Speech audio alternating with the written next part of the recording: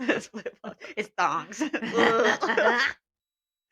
And let me preface this, I'm not a big fan of women in flip-flops either. I think it might be, like, a trauma response because when my mom wears flip-flops, she, like, slaps the shit out of it when it walks, and it's like, "Okay, no one needs to walk that hard in flip-flops."